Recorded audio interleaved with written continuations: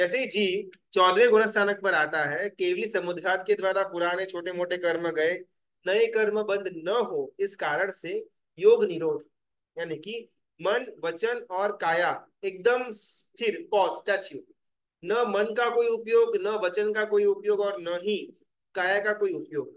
इसके बाद आता है स्थिरीकरण। यहाँ पर लिखा हुआ नहीं लेकिन समझ जाना। स्थिरीकरण के द्वारा अपने आत्म प्रदेश जो पूरे काया के अंदर फैले हुए थे, उनको एक जगह पर एकत्रित करना। 2/3 ऑफ द बॉडी को निष्क्रिय कर देना वॉलंटरीली, और 1/3 ऑफ द बॉडी के पार्ट के अंदर अपने सारे आत्म प्रदेशों को इकट्ठा करना। अभी ये जो प्रक्रिया है स्थिरीकरण की, जो 14वें गुणस्थानक पर आए हुए जीव का जो आखिरी एक प्रक्रिया होती है, वो सिर्फ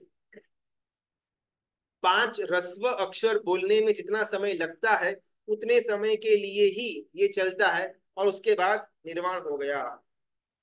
संस्कृत जो लोग पढ़ते हैं ना, उनको मालूम होगा, उसमें ह्रस्व और दीर्घ अक्षर आते हैं। तो 5 ह्रस्व अक्षर है, अ, उ, ई, रु और लृ, LRU। तो ये 5 ह्रस्व अक्षर को बोलने में मुझे जितना समय लगा, उतना समय के अंदर ये 14वां गुणस्थानक पूरा हो जाता है, और जीव वहां से सिद्धशिला के अंदर प्रवेश करते हैं। तो ऐसे हमारे 14 गुणस्थानक थे। अभी जो एक लास्ट क्लास में जो एक डिटेल मिसिंग थी, वो थी ये, हर एक गुणस्थानक के अंदर जीव कितने समय तक रह सकता है। तो ये हमने 5 अलग अलग ग्रुप्स बनाए हुए हैं। पहले गुणस्थानक में रहा हुआ जीव, उसको 3 अलग अलग टाइम पीरियड्स हो सकते हैं। इसमें शायद बीच में थोड़ा बहुत डाउट आ सकता है, तो अगर किसी को समझ में ना आए ना, अपने आप को अनम्यूट करके प्रश्न पूछ सकते हैं। पहला गुणस्थानक के अंदर 3 अलग अलग ऑप्शंस है टाइम लिमिट के। पहला है अनादि अनंत, यानी कि नेवर, मतलब स्टार्टिंग तो था ही नहीं, और नेवर एंडिंग। बहुत सारे जीवों के लिए पहला गुणस्थानक अनादि अनंत रहने वाला है। अभवी जीव भी है, और जाति भव्य जीव भी है, और मिथ्यात्वी जीव भी है। जिन्होंने अब तक कभी भी सम्यक की प्राप्ति नहीं की, उनके लिए अनादि अनंत रहेगा पहला गुणस्थानक। जो अभव्य जीव है उसके लिए भी अनादि अनंत, और जो जाति भव्य है, जिनके अंदर मोक्ष में जाने की काबिलता तो है, लेकिन कभी भी वो जीव निगोद से बाहर आने ही नहीं वाले, उनको अपन जाति भव्य जीव बोलते हैं। तो ये 3 कैटेगरी के जीवों के लिए पहला गुणस्थानक अनादि अनंत रहेगा। Never ending, never stop, starting, जिसका कोई शुरुआत नहीं, जिसका कोई अंत नहीं, वैसा रहने वाला है।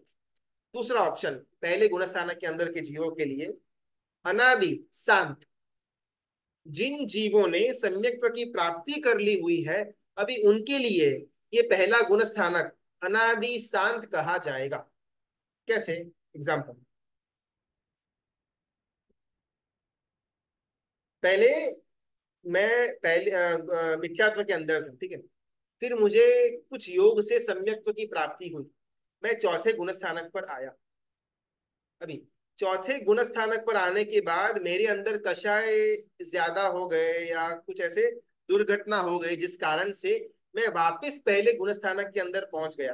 अभी पहले गुण स्थानक के अंदर पहुंचने के बाद मेरा जो काल होगा वो शांत होगा, यानी कि एंडिंग वाला होगा। भले 1 लाख हो, 1 लाख सागरोपम, एक कोड़ा कोड़ी सागरोपम, लेकिन एंडिंग वाला होने वाला है, बिकॉज मैंने एक बार सम्यक की प्राप्ति कर चुकी है। भाई मेरे ही साथ एक और मिथ्यात्वी जीव होगा जिसने अभी तक कभी भी सम्यक की प्राप्ति नहीं करी हुई है। भले हम दोनों हैं पहले गुण स्थानक के अंदर ही, लेकिन मेरा शांत होगा, उसका अनंत होगा, बिकॉज मैंने एक बार के लिए सम्यक की प्राप्ति कर ली हुई है। तो मेरा काउंटडाउन चालू हो गया, तो कभी ना कभी मैं बाहर पक्का आने वाला हूँ। लेकिन मेरे साथ ही जो मिथ्यात्वी जीव है, जिसने अभी तक एक भी बार सम्यक की प्राप्ति नहीं करी हुई है, वैसा जीव कब बाहर आएगा? Don't know. बाहर आ भी पाएगा या नहीं, डोंट नो। तो मेरे दोनों जीव, मैं और मेरे बाजू वाला, है पहले गुण स्थानक के अंदर ही, लेकिन मेरा शांत है, उसका अनंत है। तीसरा ऑप्शन सादी शांत, स्टार्टिंग भी है, एंडिंग भी है। पहले गुण स्थानक के अंदर की बात हो रही है, तो स्टार्टिंग कैसे हो सकता है? वही सेम एग्जांपल, मैं एक बार तो पहले गुण स्थानक से बाहर आ गया, लेकिन जब मैं वापस पहले गुण स्थानक में पहुंचूंगा तो वो मेरा स्टार्टिंग कहलाएगा, और कभी ना कभी उसका एंडिंग आएगा। तो सादी शांत, तो तीन कैटेगरी आएगी पहले गुण स्थानक के अंदर टाइम पीरियड में: अनादि अनंत, अनादि शांत, और सादी शांत। तो तीन टाइम्स पहले गुण स्थानक के अंदर हो सकते हैं।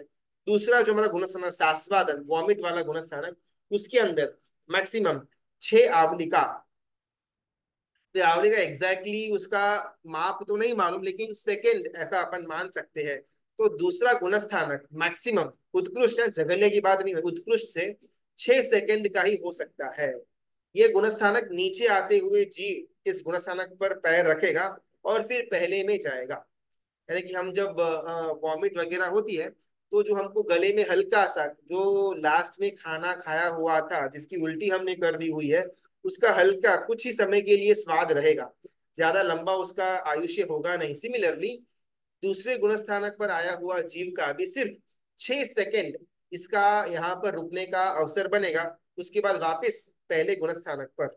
अभी 3, 7, 8, 9, 10, 11 और 12, ये सारे के सारे गुण स्थानक, इसके अंदर का समय अंतर मुहूर्त से कुछ कम, यानी कि 48 मिनट से कुछ कम, एक आधा 2 सेकंड्स कम, ये हो गया उत्कृष्ट। जगन्य तो एक समय भी हो सकता है। तीसरा मिश्र वाला गुण स्थानक, सातवां और आठवां प्रमत्त गुण स्थानक, अप्रमत्त गुण स्थानक, नौवा दसवां अनिवृत्त गुण स्थानक, निवृत्त या बादर संप्राय संप्राय गुण स्थानक, 11वां उपशांत कषाय वीतराग छदमस्त अवस्था, और 12वां क्षीण कषाय वीतराग छदमस्त अवस्था। ये सारे के सारे गुण स्थानक मैक्स टू मैक्स सिर्फ 48 मिनट्स के लिए ही जीव इसके ऊपर रह पाएगा। इससे ऊपर जाना पड़ेगा या इससे नीचे आना पड़ेगा, इन सारे गुण स्थानों के अंदर सिर्फ 48 मिनट्स मैक्सिमम। उसके बाद 14वां गुण स्थानक, 5 ह्रस्व अक्षर बोलने के लिए जितना समय लगता है उतना ही समय जीव 14th गुण स्थानक पर रहेगा, और बाय नियम जैसे ही वो 5 सेकंड पूरे होंगे, जीव का निर्वाण हो जाएगा और जीव सिद्धशिला पर पहुंच जाएगा। ये फिक्स क्रम है। अभी आते हैं मेन मेन खिलाड़ी, 4, 5, 6 और 13। 4 अविरत सम्यक दृष्टि गुण स्थानक, 5th देश विरत सम्यक दृष्टि गुण स्थानक, 6ठा प्रमथ संयत गुण स्थानक, और 13th सयोगी केवली गुण स्थानक। ये 4 गुण स्थानकों के अंदर, हर एक गुण स्थानक के अंदर जीव उत्कृष्ट से देशों पूर्व करोड़ वर्ष तक इसमें रह सकता है। अभी व्हाट इज देशों पूर्व करोड़ वर्ष? सबसे पहले पूर्व करोड़ वर्ष, एक पूर्व यानी कि 84 lakh, 84 lakh into 84 lakh years is equal to 1 पूर्व। ऐसे पूर्व करोड़ यानी कि 1 करोड़ पूर्व वर्ष, 1 करोड़ इंटू 84 लाख इंटू 84 लाख, इसका जो नंबर आए इज इक्वल टू पूर्व करोड़ वर्ष। अभी देशों पूर्व करोड़ यानी कि वो जो पूर्व करोड़ वर्ष है उसमें से थोड़ा कम, 1-2 साल कम, 8-10 साल कम, या आधा एक महीना कम, ऐसे पूरा नहीं है लेकिन कुछ भाग कम, उसको देशों पूर्व करोड़ वर्ष कहा जाएगा। तो उत्कृष्ट रूप से जीव 4, 5, 6 और 13th के अंदर देशों पूर्व करोड़ वर्ष तक रह पाएगा। उसके बाद आगे या पीछे भावों की परिणति के ऊपर डिपेंडेंट होगा कि वो कहाँ जाता है। तो ये मोटा मोटी हमारा एक एक गुण स्थानों के अंदर का रहने का समय यहाँ पर अपन जान सकते हैं। अगर यहाँ तक सब कुछ क्लियर है, फिर आखिरी एक छोटा सा भाग है, उस तरफ हम जा करके हमारा 14 गुण स्थानक कंप्लीट करते हैं। प्रणाम सर। हाँ प्रणाम। ये देशोंपूर्वक करोड़ वर्ष कैसे कैलकुलेट करने का मतलब, हाउ, इतना लॉन्ग स्पैन में कैसे वो 14th में रहेगा, मतलब 14, कोई भी गुणस्थानक में रहेगा? अभी हम बात करते हैं ये फोर्थ की स्टार्टिंग में, ठीक है। अविरत सम्यक दृष्टि गुण स्थानक। फॉर एग्जाम्पल मुझे एक शाही सम्यक तो मिला, ठीक है। एक शायिक सम्यक्त्व मिला, यानी कि मैं कभी भी चार से नीचे नहीं जाने वाला, मेरे लिए बेस ही चार बन गया। श्रेणिक महाराजा का जीव हो या कृष्ण महाराजा का जीव जो अभी नरक में है, जिनके पास शायिक सम्यक्त्व है, रावण का जीव इत्यादि, ये सारे के सारे जीव जो है जिनके पास शायिक सम्यक्त्व पड़ा हुआ है, वो बाई डिफॉल्ट चौथा गुणस्थानक पर ही रहेंगे। तो देशोन्पूर्वक रोड वर्षों तक मैक्सिमम वो चौथे पर रह पाएंगे, फिर पांचवे पर और देशोन्पूर्वक रोड वर्ष, फिर छठे के ऊपर और देशोन्पूर्वक रोड वर्ष, फिर वापिस ऊपर नीचे होता रहेगा। तो इस एंगल से कोई भी जीव चौथे से पांचवे छठे के अंदर जा पाएगा। Point one. Point number two, पांचवा जो गुणस्थानक है, देश विरत सम्यक दृष्टि गुणस्थानक। अभी बाई चांस कोई जीव तिर्यंच गति के अंदर है, ठीक है, तो तिर्यंच गति के अंदर भी देश वीरती कुछ अंश में जीव ग्रहण कर पाता है। अगर मैंने मेरे मनुष्य के भव के अंदर सम्यक की प्राप्ति करी हुई है, तो तिर्यंच के भव के अंदर वापिस सम्यक तो मुझे मिल सकता है। लेकिन मैंने कभी भी सम्यक की प्राप्ति नहीं करी हुई है, तो तिर्यंच के भव के अंदर पहली बार वाला जो सम्यक्त्व है, ग्रंथि भेद के बाद वाला, वो मुझे नहीं प्राप्त होगा। लेकिन अगर मैंने कोई ना कोई पुराने भव के अंदर, मनुष्य के भव के अंदर सम्यक की प्राप्ति करी हुई है, फिर तिर्यंच के भव के अंदर आने के बाद कुछ विशिष्ट मुझे मुझे निमित्त मिले, तो मैं देश वीरती ग्रहण कर सकता हूँ। चंडघोष या सर्प हो, या मुनीश्वर स्वामी परमात्मा ने जो अश्व को प्रतिबोध देने के लिए रात्रि के अंदर विहार करके पहुंचे थे वो हो, या फिर वो गाय या बैल की हमारे यहाँ पर स्टोरी आती है कि वो श्रावक के साथ रहते हुए श्रावक के व्रत भी पालना शुरू कर देते हैं वगैरह। तो तिर्यंश के अंदर भी पॉसिबल है। ज्यादा कॉमन नहीं है, बहुत अनकॉमन है, लेकिन इम्पॉसिबल भी नहीं है। तो अगर मैं तिर्यंश के अंदर हूँ, मेरा लंबा समय था, अगर मैं तीसरे या चौथे आरे के अंदर का कोई ना कोई तिर्यंश प्राणी था, पंचेंद्रिय तिर्यंश, इसमें तिर्यंश के अंदर एक इंद्रिय से चौरिंद्रिय के अंदर अगर मैं हूँ, तो सम्यक तो नहीं मिलने वाला। तिर्यंश पंचेंद्रिय हूँ, तो ही मुझे सम्यक तो मिलने के चांसेस है, और तो ही मैं देश वीरती की तरफ आगे बढ़ पाऊंगा। तो मैं तिर्यंश के भव के अंदर देश वीरती ग्रहण की, मैं पांचवा गुणस्थानक था वहां पर। मृत्यु के बाद मैं वापस अगले भव के अंदर गया, जहां पर बहुत कम समय के अंदर वापस से मेरा पांचवा गुणस्थानक शुरू हो गया। तो ऐसे करके मैक्सिमम मेरा एक, सॉरी, देशोन्पूर्वक रोड वर्ष तक मैं पांचवे के अंदर रह सकता हूँ। छठे के अंदर देशोन्पूर्वक रोड मैक्सिमम तक नहीं होगा, उससे थोड़ा कम ही होगा। लेकिन यहाँ पर भी अपन मेजर ऑफ द टाइम बिता सकते हैं। जैसे कि जब 84 लाख पूर्व का आयु था, जब आदिनाथ परमात्मा का समय चल रहा था, तब साधारण से हर एक जीवों को उसके आसपास जितना ही समय था, आयुष्य था, 84 लाख पूर्व वर्ष। अभी समझो कि किसी ने 8 साल की उम्र के अंदर ही दीक्षा ले ली, उस समय की बात है, तो ऑलमोस्ट 84 लाख पूर्वों तक वो जीव ने सर्ववीरति का पालन किया। लेकिन अभी वो गुणस्थानक में आगे बढ़ करके केवल ज्ञान की तरफ न जा पाया, लेकिन सम्यक्त्व था। तो क्या हुआ, सम्यक्त्व प्लस सर्ववीरति प्रमाद वाली, तो छठा गुणस्थानक। तो ऐसा करके भी देशोन्पूर्वक रोड, यानी कि एक ओके, यू करोड़ हैव पूर्व टू से पूर्व। Calculate, you have to calculate it exactly. वो सम्यक्त्व के गुण स्थानक पर है वैसे ही। मेरे को लगा कि महावीर स्वामी का कैसे थर्ड से 27th भाव तक का, तो वैसा पीरियड वैसे है क्या? हाँ, नहीं नहीं नहीं नहीं, बीच में चेंज हो गया ना।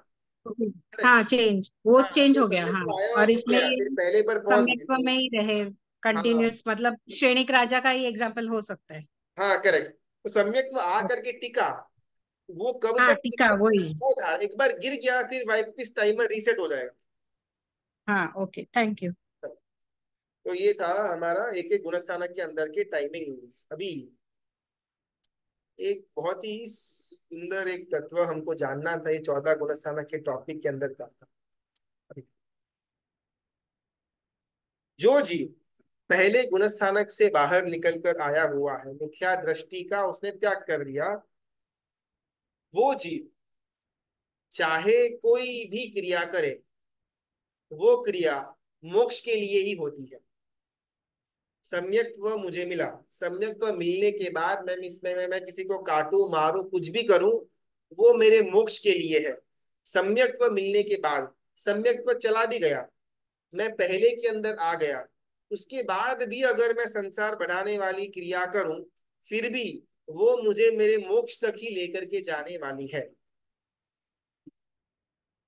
अगर सम्यक तो मुझे नहीं मिला, मैं पहले गुण स्थानक के अंदर ही रहा हुआ हूँ, और अगर मैं धर्म भी करता जाऊंगा, वो धर्म सिर्फ और सिर्फ मेरा संसार बढ़ाने वाला है, मुझे मोक्ष नहीं दिला सकता।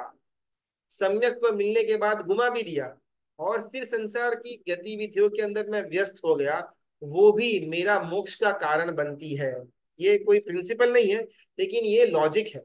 बिकॉज एक बार सम्यक्त्व मिला जीव को, भले एक सेकेंड के लिए छू करके निकल गया, छू कर मेरे मन को, राइट, निकल गया, लेकिन जैसे ही सम्यक्त्व की स्पर्शना हुई ना, उसी क्षण से वो जीव का और मोक्ष के बीच का कितना अंतर है वो फिक्स हो गया। वे 1 लाख वर्षों तक या 1 करोड़ भवों तक ये जीव घूमेगा और फिर मोक्ष तक जाएगा। वो उसी समय फिक्स हो जाता है जिस समय मैंने सर्वप्रथम बार सम्यक की स्पर्शना की। इस सम्यक की स्पर्शना करने के बाद वापस मैं कषायों के कारण या किसी भी कारण से मिथ्यात्व के अंदर आ गया, लेकिन फिर भी मैं मोक्ष के नजदीक ही जा रहा हूं। जैसे एक एक क्षण, एक एक समय, एक एक घंटा, एक एक भव बीत रहा है, उतना उतना मैं मेरे मोक्ष के नजदीक पहुंच रहा हूँ। भले पहले गुणस्थानक के अंदर हूँ, भले निगोद के अंदर हूँ, या भले नरक के अंदर हूँ, उसका कोई फर्क नहीं पड़ता। लेकिन सिंगल टाइम स्पर्शना हो गई सम्यक्त्व की, तो वहां से मेरा काउंटडाउन शुरू। तो यहाँ पर हमको 14 गुणस्थानक के अंदर सम्यक्त्व की महिमा ज्यादा है। हमारी चाहे थोड़ी बहुत कर्मों का बैलेंस इम्बैलेंस महत्व का नहीं है, कर्म कम है, ज्यादा है, निर्जरा हो रही है, वो इतना इंपॉर्टेंस का नहीं है।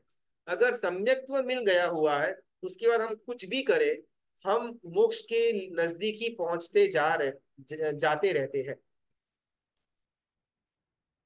ये एक था। दूसरा, सम्यक्त्व के ना 2 प्रकार आते हैं, निश्चय सम्यक्त्व और व्यवहार सम्यक्त्व। ये थोड़ा डिफिकल्ट और डिटेल वाला होगा तत्व, वो थोड़ा समझने का प्रयत्न करेंगे।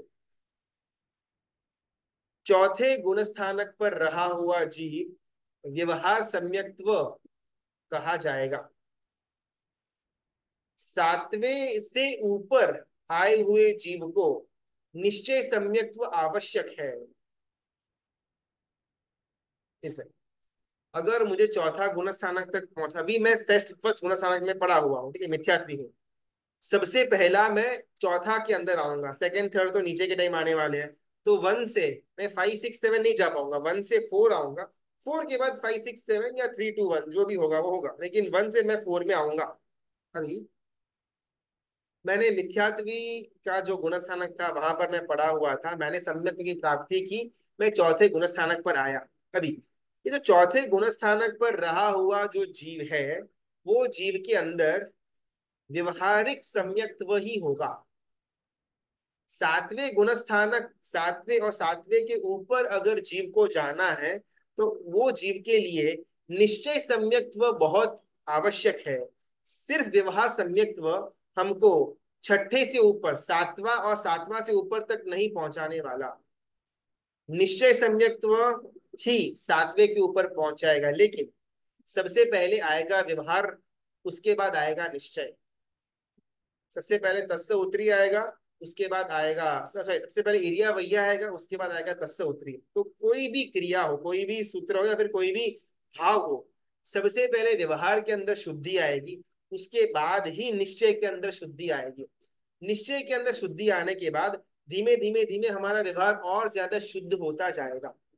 लेकिन पहले व्यवहार आएगा और फिर निश्चय आएगा। आजकल बहुत सारे अलग अलग मतांतरों के अंदर, अगर हमारा मन शुद्ध है तो बस है, फिर आप चाहे दीक्षा लो न लो, पचखान लो न लो, कोई फर्क नहीं पड़ता है। अगर भाव शुद्ध है, मन शुद्ध है, then you are okay.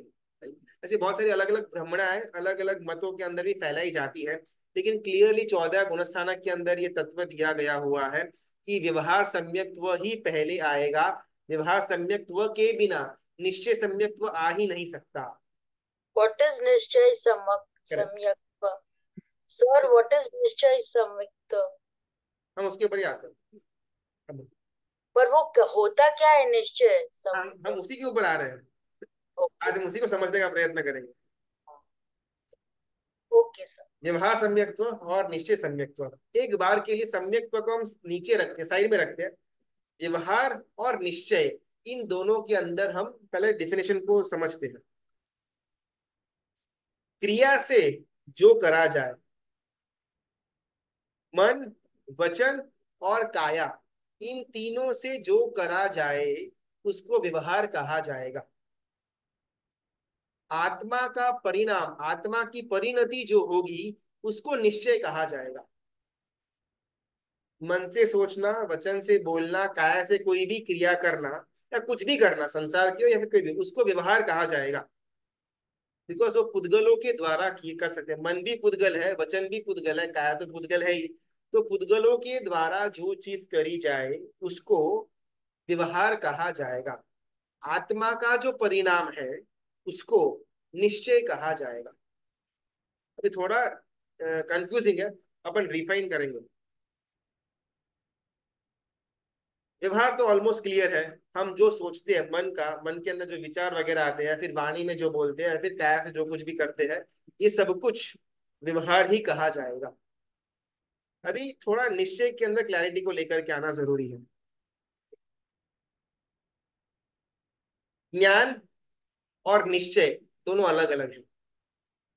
Generally हम ज्ञान को निश्चय के अंदर का एक भाग गिनते हैं, लेकिन ज्ञान इज सेपरेट, निश्चय is separate. Exactly what is ज्ञान एंड निश्चय, तो एक एग्जांपल लेते हैं, एकदम क्लियर हो जाएगा। हमने ना कुछ कुछ टाइम पहले पन्यास जी भगवंत भद्रंकर विजय जी महाराजा की एक छोटी सी उनकी कहानी ली हुई थी। नौकार महामंत्र के बहुत जबरदस्त साधक जीव थे। कुछ ही समय पहले उनका काल धर्म हो गया हुआ। पन्यास जी भगवंत भद्रंकर विजय जी महाराजा, वो है हमारे एक साइड बैठे हुए, ऐसा अपन इमेजिन करते हैं, और एक साइड एक बच्चा बैठा हुआ है 10-12 साल का, ठीक है। अभी दोनों को नौकार मंत्र मालूम है, यस। दोनों को नौकार मंत्र के अर्थ भी मालूम है, यस। लेकिन पन्यास जी भगवंत जिस जिस भाव से नौकार मंत्र को गिन पाएंगे, शायद वो ही भाव से बच्चा नहीं गिन पाएगा। बच्चे को मालूम है नौकार मंत्र सर्वश्रेष्ठ है, तार पार करने वाला है, सो सो सो ब्ला ब्ला ब्ला, सब मालूम तो होगा, ज्ञान में है। लेकिन निश्चय में है तो नहीं है। पन्यास जी भगवंत को ज्ञान में भी है, निश्चय में भी है। एग्जाम्पल 2, जो भी अभव्य जीव होता है, भले वो एकदम क्लियरली उसकी क्रिया होगी। अभी ना हम व्यवहार और निश्चय के बीच का डिफरेंस समझते हैं। हमने ज्ञान और निश्चय के बीच का डिफरेंस समझ लिया, व्यवहार और निश्चय के बीच का डिफरेंस। अभव्य जीव यानी कि जो जीव कभी भी मोक्ष में नहीं जाने वाला, या फिर वो जीव जिसको कभी सम्यक्त की प्राप्ति नहीं होने वाली, उसको अपन अभव्य जीव बोलते हैं। और जिसको सम्यक्त की प्राप्ति होने वाली है या हो चुकी है, उसको भव्य जीव बोलेंगे। तो दो ब्रॉडर कैटेगरीज आती है। भी अभव्य जीव जो है वो मनुष्य गति में भी आएगा, जैन धर्म भी प्राप्त करेगा, सर्ववीरति भी ग्रहण करेगा, आचार्य भी बनेगा, गच्छाधिपति के लेवल तक भी आएगा। अभव्य जीव की बात हो रही है। निरअतिचार संयम की पालनी भी करेगा अभव्य जीव। पंच के पंच महाव्रत एकदम सुपर तरह से वो फॉलो करेगा, बिल्कुल भी छोटा सा भी उसके अंदर क्षति न रह जाए, ऐसे संयम की पालनी अभव्य जीव मनुष्य की गति में आने के बाद कर सकता है और करेगा। व्यवहार एकदम क्लियर है, मन, वचन और काया के अंदर पंच महाव्रत एकदम ठसे हुए बैठे हैं। लेकिन लेकिन चौथा जो ब्रह्मचर्य व्रत है अभव्य जीव के लिए, जिसके अंदर का तात्पर्य ये था कि स्त्रियों का स्पर्श नहीं करना या स्त्रियों के बारे में कोई भी दुष्ट विचार नहीं मन में लेकर के आना, इज इक्वल टू ब्रह्मचर्य। लेकिन अभव्य जीव के केस में कैसा एकदम डिफिकल्ट सिचुएशन आ जाता है कि अभव्य को कभी भी मोक्ष के ऊपर भरोसा नहीं होता, मोक्ष में जाने की इच्छा होती ही नहीं है। उसको बस देवलोक ही बेस्ट है, वहां वहां पर मजा आएगा, यही उसके मन के अंदर का विचार होता है। तो अभव्य जीव ब्रह्मचर्य व्रत की पालनी, ब्रह्मचर्य नाम के महाव्रत की पालनी भी सुपर तरह से करेगा। लेकिन निश्चय में क्या होगा कि ये स्त्रियों का त्याग करने के द्वारा मुझे देवलोक के अंदर इससे भी सुंदर स्त्रियों का योग मिलेगा। व्यवहार क्लियर था, निश्चय एकदम गिरा हुआ था। ये व्यवहार और निश्चय के अंदर का डिफरेंस। उसके ही सामने अगर कोई नॉर्मल साधु भगवान की कैटेगरी वाला है, जिसका एकदम निरतिचार संयम पालनी नहीं है, संयम पालनी के अंदर त्रुटियां है, अतिचार भी लग रहे हैं, लेकिन निश्चय एकदम क्लियर है कि भाई ये सब कुछ मैं मेरे मोक्ष के लिए ही कर रहा हूं। कई कबार कुछ कुछ समय में प्रमाद भी हो जाता होगा, कुछ कुछ समय में शायद थोड़े बहुत कषाय भी हो जाते होंगे व्यवहारिक रूप से, लेकिन आत्मा की परिणति यानी कि आत्मा के अंदर का जो शुभ भाव है, मुझे मेरा मोक्ष की प्राप्ति इसके द्वारा होगी और उसके लिए ही मैं आगे बढ़ रहा हूँ, वो एकदम शुभ होगा, वो एकदम शुद्ध होगा। इसको बोलेंगे निश्चय। और जो बाहर से हुआ उसको बोलेंगे अपन व्यवहार। ज्ञान को बीच में लेकर के नहीं आना, ज्ञान निश्चय नहीं है, ज्ञान सिर्फ इंफॉर्मेशन मात्र है, लेकिन वो इंफॉर्मेशन मुझे अंदर आत्मा के स्वभाव को बाहर लाने में अगर मदद करता है तो वो निश्चय। और बाहर जो आता है उसका नाम है व्यवहार। अगर यहां तक क्लियर है अपन आगे बढ़ते, बिकॉज थोड़ा कंफ्यूजिंग आई नो, समझ में नहीं है तो फिर और एग्जांपल्स अपन लेंगे। अगर क्लियर है तो अपन आगे बढ़ते। व्यवहार हो गया, निश्चय हो गया। एक और अगर सिंपलर टर्म्स में समझना हो व्यवहार और निश्चय को, तो आत्मा का सबसे उच्च भाव इज इक्वल टू निश्चय। आत्मा का सबसे अपवाद मार्ग वाला भाव इज इक्वल टू व्यवहार। आखिरकार जो व्यवहार की हमने व्याख्या की, मन वचन और काया के द्वारा हम जो कुछ भी सोचते हैं बोलते हैं फिर करते हैं उसको व्यवहार कहेंगे। लेकिन ये कोई इंडिपेंडेंट एंटिटी नहीं है। आखिरकार मन वचन और काया हमारे आत्मा की शक्ति से ही जुड़ा हुआ है। अगर आत्मा एक बार बाहर निकल जाएगा फिर ये शरीर के पास भले मन वचन और काया होगा, कोई काम का नहीं है। तो मन वचन काया को जो हम व्यवहार बोलते हैं वो आता तो आत्मा से ही है। correct? और निश्चय भी आत्मा की परिणति का एक विभाग है। तो फिर एग्जैक्टली व्यवहार क्या हुआ, तो आत्मा का जो सबसे अपवाद मार्ग वाला सेवन है, भाव है, उसको अपन व्यवहार कहेंगे। और आत्मा का सबसे उत्कृष्ट भाव जो है उसको अपन निश्चय कहेंगे। एग्जाम्पल लेते हैं तो थोड़ा क्लियर होगा।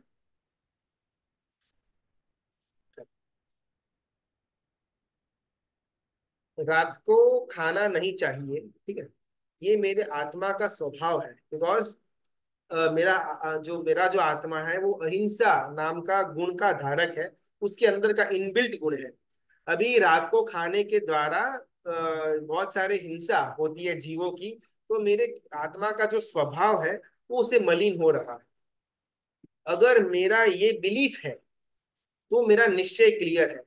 लेकिन अभी कुछ रीजंस है, चाहे हेल्थ के हो कुछ भी हो, कुछ रीजंस के कारण से मुझे रात को खाना पड़ रहा है, ये भी मेरे आत्मा से ही बाहर निकला। ये कोई इंडिपेंडेंट थॉट नहीं आया हुआ था।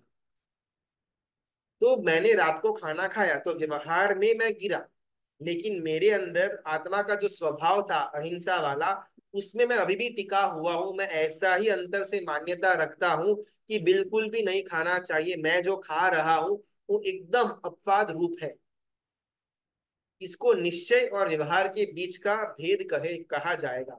अभी एग्जाम्पल नंबर 2, बहुत बार ऐसा होगा कि भाई मेरे को जो रात को खाना खाना पड़ रहा है ना व्यवहार के अंदर, वो मेरे आत्मा से बाहर निकला हुआ अपवाद नहीं था, लेकिन मेरे इंद्रिय के विषयों की आसक्ति से निकला हुआ बाहर का एक व्यवहार था।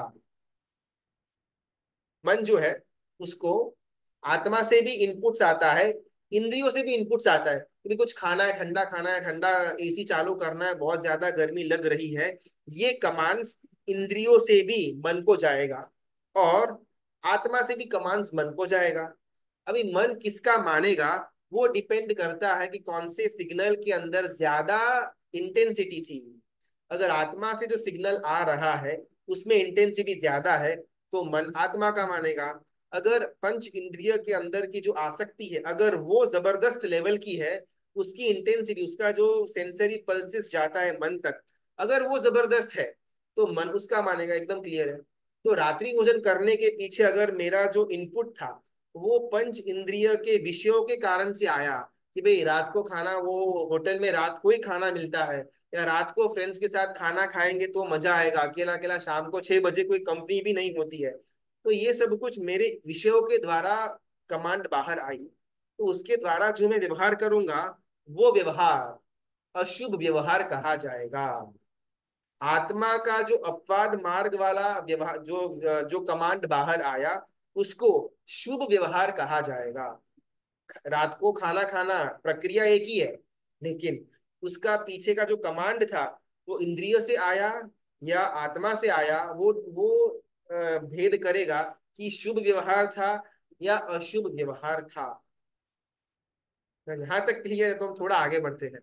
चलो, समय तो 10 मिनट। एक हुआ व्यवहार, एक हुआ निश्चय। व्यवहार के अंदर शुभ व्यवहार देखा और अशुभ व्यवहार भी देखा। निश्चय के अंदर सिर्फ शुभ निश्चय ही पॉसिबल है, अशुभ निश्चय नहीं हो सकता है। अगर अशुभ निश्चय है तो वो अशुभ व्यवहार के अंदर आ जाएगा, बिकॉज अशुभ निश्चय मन से होगा। आत्मा कभी भी अशुभ निश्चय नहीं कर सकती। एग्जाम्पल लेते हैं। मैंने परमात्मा की पूजा की, ठीक है, तो पूजा करने के पीछे मेरा आशय था कि मुझे पैसे मिले, या फिर अगर मैं 11 गुरुवार करूंगा माणिभद्र वीर को या घंटा करना महावीर को, तो मेरे फंसे हुए पैसे निकल जाएंगे। नाकोड़ा भैरव जी को अगर मैं इतना दान दूंगा तो मेरा इतना काम निकल जाएगा। तो ये मैंने बाहर का व्यवहार किया, और मेरा अंदर का निश्चय ये था, संसार का, पैसे का, शादी का, जो कुछ भी। तो अभी ये अशुभ निश्चय कहा जाएगा हमारे टर्म्स के अंदर। और पूजा जो हम करते हैं भैरव जी की, घंटा कर्ण महावीर की वगैरह, वो हम धर्म के अंदर शुभ व्यवहार के अंदर मानेंगे। लेकिन ये गुणस्थानक के एंगल से व्यवहार भले शुभ था, लेकिन हमने जो सो कॉल अशुभ निश्चय बोला था वो अशुभ व्यवहार के अंदर आएगा। बिकॉज ये जो थॉट था संसार को बढ़ाने का, पैसों को कमाने का, शादी वगैरह हो जाए, प्रॉब्लम्स कम हो जाए, ये सारा का सारा हमारे मन की उपज थी, आत्मा की कमांड नहीं थी। तो मन की उपज से अगर कुछ चीज बाहर आती है तो वो व्यवहार का क्षेत्र आ जाएगा। आत्मा की शुद्ध परिणति वो निश्चय का अंदर का बात होगी। तो निश्चय कभी भी अशुभ नहीं हो सकता। हम जो अशुभ निश्चय की हमारे क्लास के अंदर या कहीं भी बाहर बात करते हैं, एक्चुअल में वो अशुभ व्यवहार ही है। निश्चय कभी अशुभ हो ही नहीं सकता अगर वो एक्चुअल में निश्चय है तो। अभी हम आते हैं व्यवहार संयम। हाँ ही देखो। हाँ, प्रणाम गुरु जी। गुरु जी, जैसे कि वो एक दृष्टांत आता है मच्छी मार का, कि वो मच्छी काटते रहता है और उनको केवल ज्ञान हो जाता है। तो गुरु जी, वो कैसे आएगा कि मतलब व्यवहार जो है उनका ये है, गलत है, बट निश्चय जो है वो एकदम शुद्ध वाला था। करेक्ट, तो करेक्ट। उसको कैसे बोलेंगे? चलो, बहुत सुंदर प्रश्न। अपन छोटा सा ना स्टोरी ले लेते हैं। ये जो मच्छी मार वाला था, शायद सबको न मालूम हो तो, एक फैमिली होता है मच्छी मारों का। वो लोग एक जगह पर रहते हैं। पिता का मच्छी का पकड़ने का, बेचने का धंधा था। बाय सम रीजन पिता का देहांत हो गया। परिवार में लगभग 5-6 लोग थे और ये अकेला लगभग 10-12 साल का बच्चा था।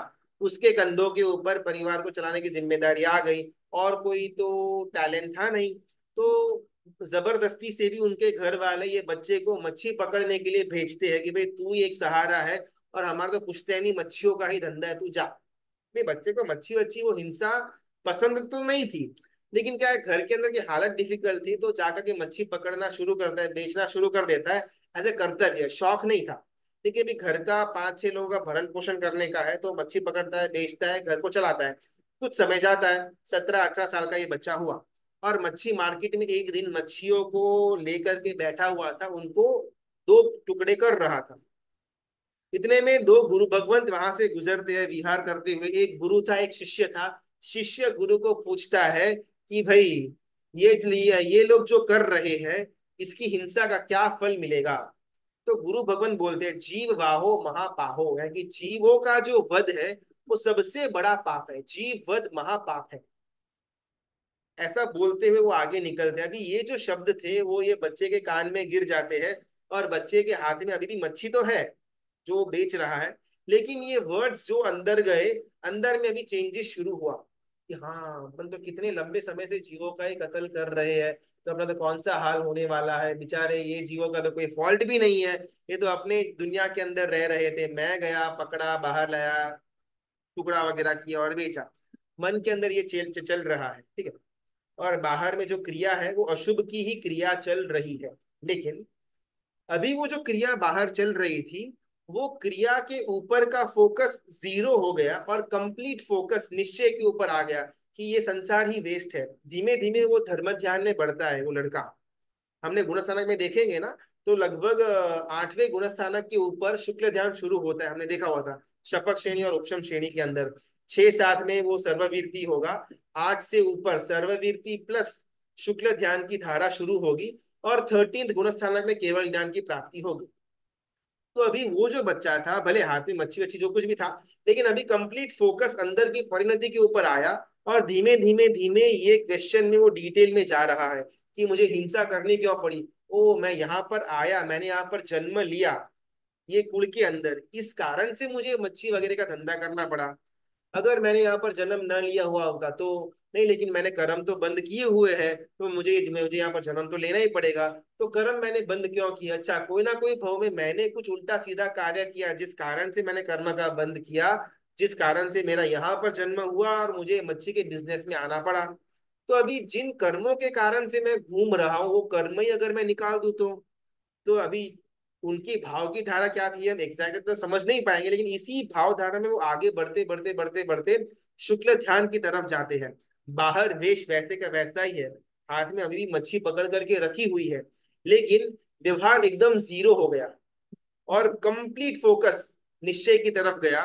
और भाव की शुद्धता आते आते आते आते आते अभी तो गुरु भगवंत वो गली के क्रॉस भी नहीं किया, इतने में 13th गुणस्थानक आ गए, सयोगी केवली। तो व्यवहार अशुभ था, लेकिन वो अशुभ व्यवहार के पीछे इंद्रिय की आसक्ति का इनपुट नहीं था, कर्तव्य का इनपुट था। मुझे कोई बहुत बड़ा बंगला गाड़ी पैसा कमाना है, बैंक बैलेंस बढ़ाना है, इसके लिए मैं मच्छी का मारने की प्रक्रिया नहीं कर रहा। मेरा एक कर्तव्य है, घर के अंदर का एक एक एक सिचुएशन है, इसको पूरा करने के लिए मैं आज ये चीज कर रहा हूँ। तो उनका जो भले अशुभ व्यवहार भी था, वो अशुभ व्यवहार भी कर्तव्य से आया हुआ था, इंद्रिय की आसक्ति से नहीं आया हुआ था।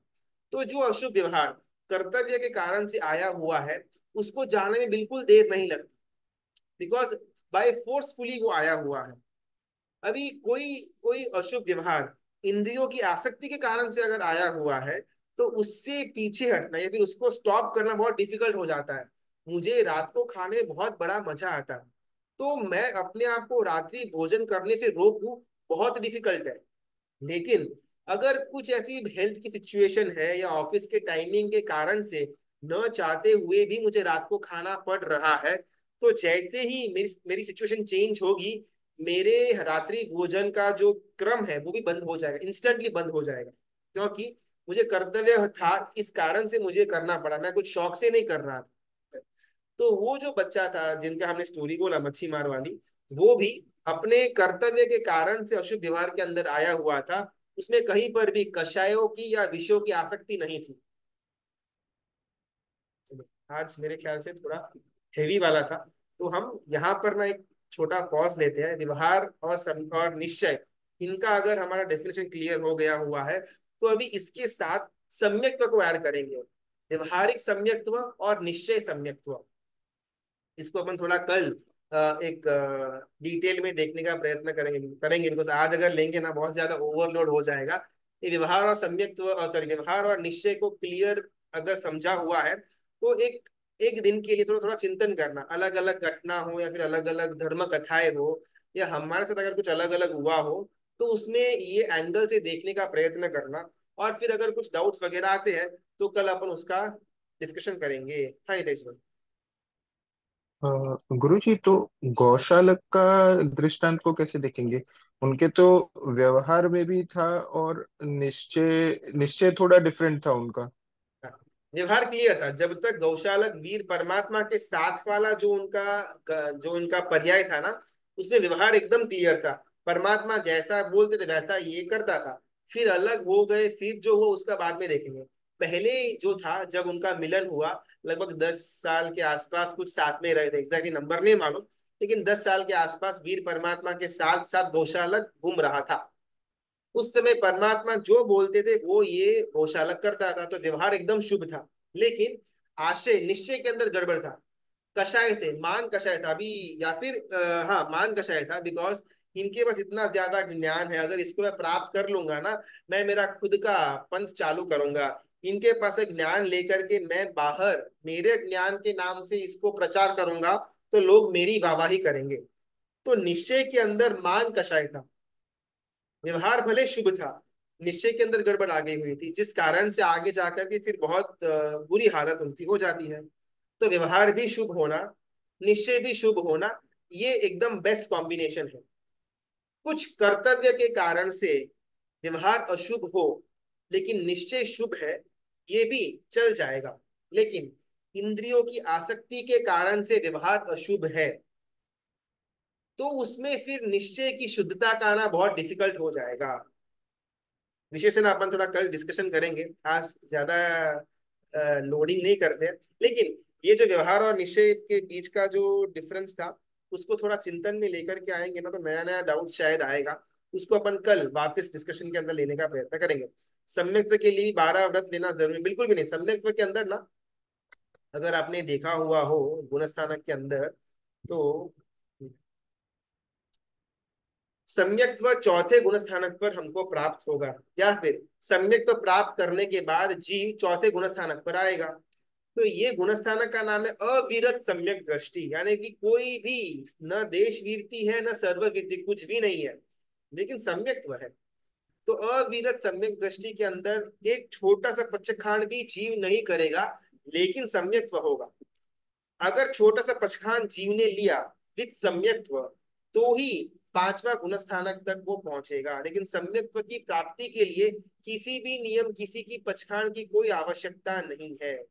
लेकिन हाँ, परमात्मा के वचनों के ऊपर 100% श्रद्धा, भरोसा या बिलीफ, जो भी बोलो, वो होना चाहिए।